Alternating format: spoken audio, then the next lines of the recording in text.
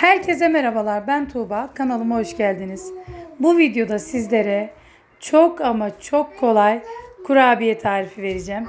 Ve bu kurabiyeyi bundan sonra çerez niyetine tüketeceksiniz. Sözü fazla uzatmadan tarife başlıyorum.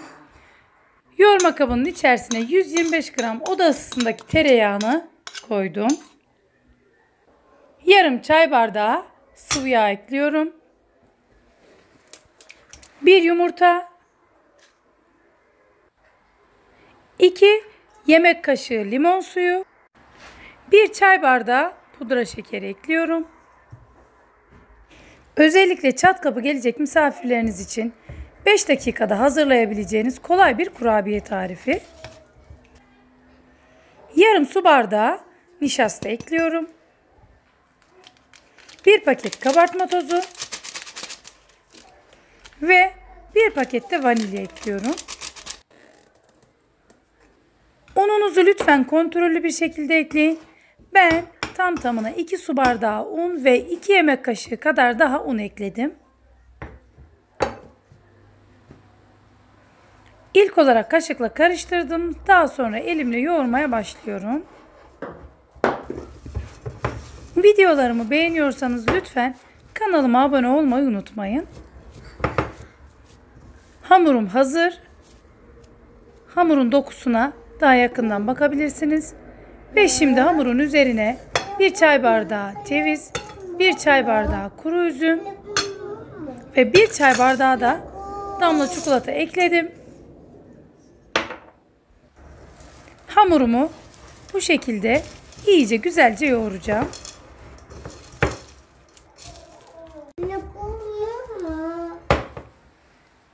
Ve kurabiye hamurum hazır. Şimdi fırın tepsisinin üzerine şekil vermesi de bir o kadar basit. Bu şekilde elinizle hamurdan parçalar koparıp tepsiye koyacaksınız. Bu kadar basit.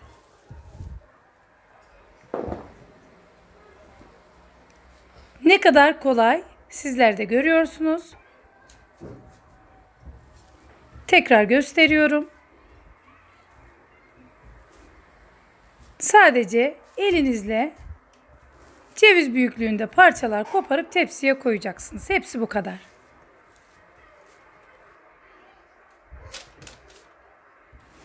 Videomu buraya kadar izleyenler ufak da olsa bana bir yorum yazarlarsa çok mutlu olurum.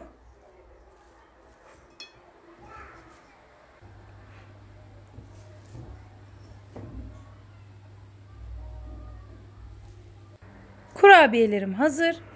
Ve şimdi 170 derece önceden ısıttığım fırında 10-11 dakika kadar pişirdim. Kurabiyelerim soğuduktan sonra servis tabağına alıyorum. Sizlere birazdan kurabiyenin iç dokusunu da göstereceğim.